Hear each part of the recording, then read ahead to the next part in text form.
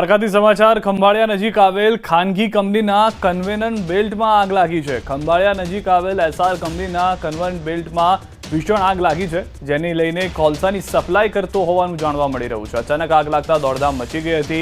આસપાસમાં ધુમાડાના ગોટે ગોટા। આગની ઘટનાને જોતા ફાયર વિભાગની ટીમ ઘટના સ્થળે પહોંચી છે અને આગને કાબૂમાં લેવાના પ્રયાસ ચાલી રહ્યા છે।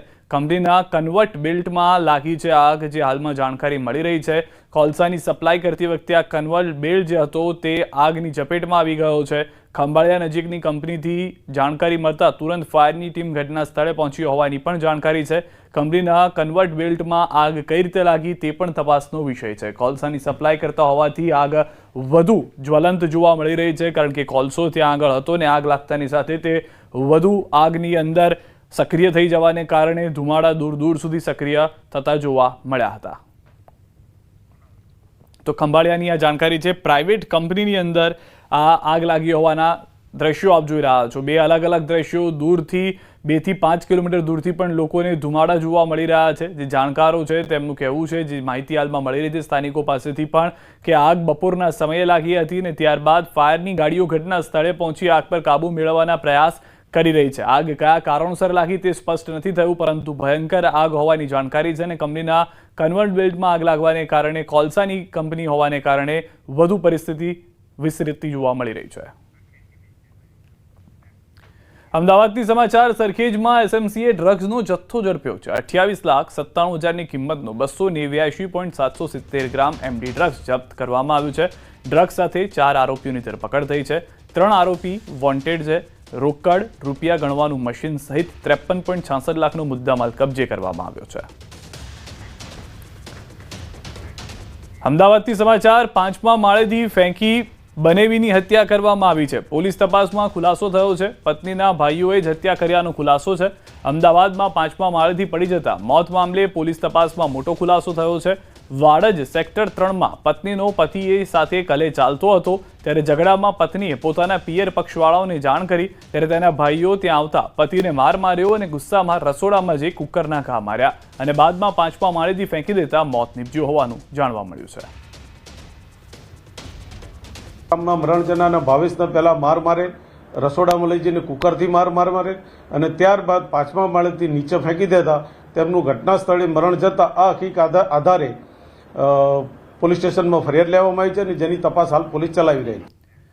સુરત શહેર પોલીસ વિરુદ્ધના આક્ષેપોનું તપાસમાં સુરસુર્યું થઈ ગયું છે। આશિકલી નામની યુવતીએ પીસીઆર વાનમાં પેટ્રોલિંગ કરતી ટીમ સામે આક્ષેપ કર્યા હતા। દારૂનો કેસ ન કરવા પેટીએ રૂપિયાની માંગણી ઉપરાંત શારીરિક અડપલા કર્યાનો આક્ષેપ સાથે ડુમ્મસ પોલીસ મથકે અરજી આપી હતી, જેની ઉચ્ચ અધિકારીઓની દેખરેખ હેઠળ તપાસ કરવામાં આવી, જેમાં તમામ આક્ષેપો પાયા વિહોણા અને ખોટા સાબિત થયા।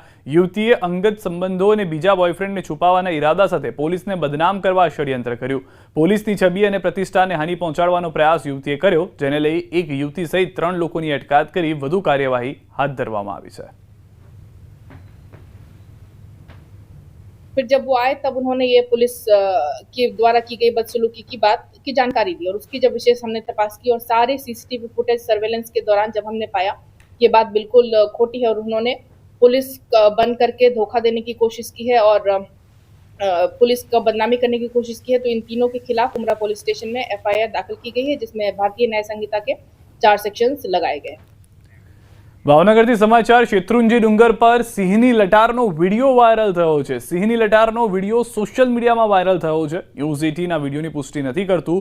થોડા દિવસ પહેલાનો વિડીયો હોવાની શક્યતા હાલમાં જોવા મળી રહી છે। કહેવામાં આવી રહ્યું છે કે ભાવનગરનો આ વિડીયો છે અને ત્યાં આગળ જે ડુંગર પર શેત્રુંજી ડુંગર છે, જ્યાં આગળ લોકો પણ પહોંચ્યા હતા, તેઓની વચ્ચેથી આ સિંહ પસાર થઈને જતો જોવા મળી રહ્યો છે। સોશિયલ મીડિયામાં તેવા પણ દાવા કરવામાં આવી રહ્યા છે કે આ વિડીયો થોડા દિવસ પહેલાનો છે।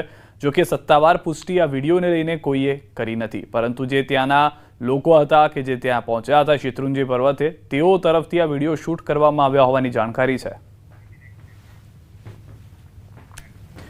ખાંભાગીરના રાયડીમાં શિકારની શોધમાં સિંહણના આટાફેરા। શેરીઓમાં એક સિંહ આવી ચડી। સિંહણના આટાફેરાના સીસીટીવી સામે આવ્યા છે। શિકારની શોધમાં અવારનવાર સિંહો ગામમાં આવી ચડતા હોય છે। સિંહણના સીસીટીવી સોશિયલ મીડિયા પર વાયરલ થયા છે। વડોદરા બિહાર ચૂંટણીને લઈને કેન્દ્રીય મંત્રી જ્યોતિરાદિત્ય સિંધિયાનું મોટું નિવેદન। બિહારમાં એનડીએની સરકાર બનશે, મહાગઠબંધન માત્ર સત્તા માટે ભૂખી છે। પ્રધાનમંત્રી નરેન્દ્ર મોદીના નેતૃત્વમાં બિહારમાં તમામ લોકો એકજૂટ છે, તમામ ભેગા મળીને બિહારની સેવા કરશે।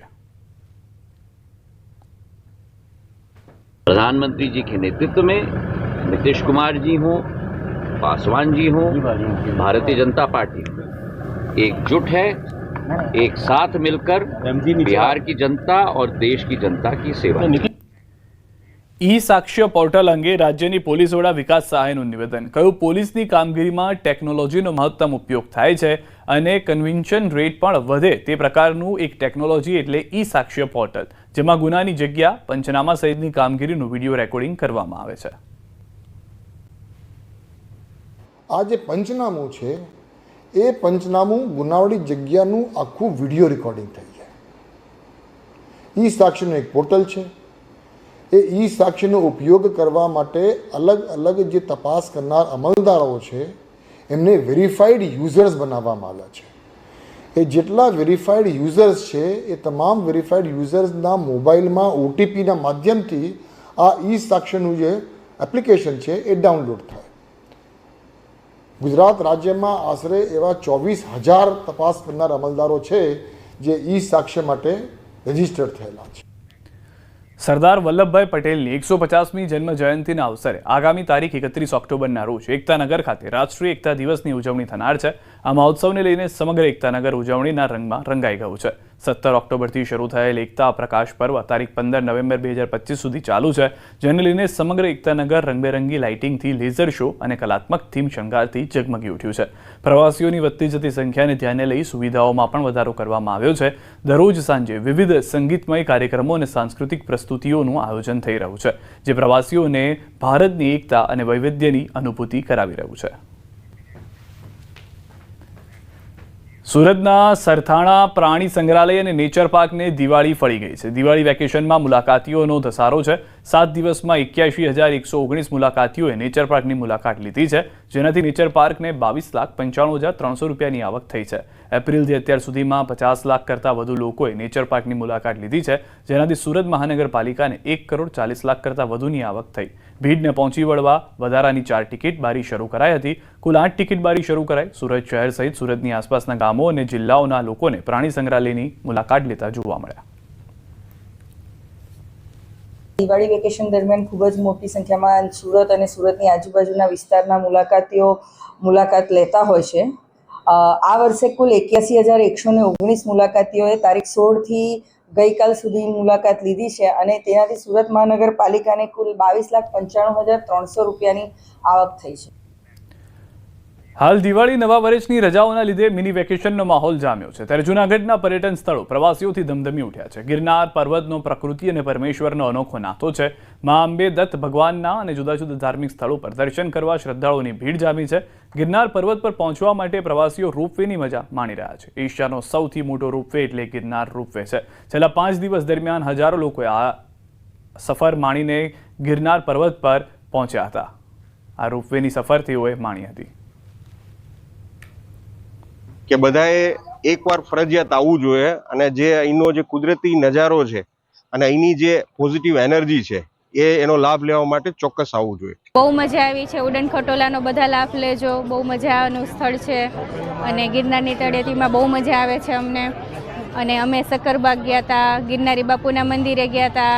અહીંયા રોપવેની સુવિધા એકદમ સરસ છે અને વ્યવસ્થા પણ સરસ છે, મેનેજમેન્ટ સારું છે। ફરવાનો બહુ આનંદ આવ્યો, છોકરાઓને મજા આવી। કારણ કે એક તો સંતોની ભૂમિ છે અને પાછું જાણીતું કે સરકારશ્રીએ ઉપરકોટનો કિલ્લો જે બનાવ્યો છે એનું રિનોવેશન બહુ સારું કર્યું છે, એટલે અમે જોવા માટે આવ્યા છીએ। અને ખરેખર આવ્યા પછી એવું લાગ્યું કે બહુ જ સરસ આયોજન કર્યું છે અને બહુ જ સુંદર રિનોવેશન કર્યું છે અને સગવડ પણ બહુ સરસ મળી રહી છે।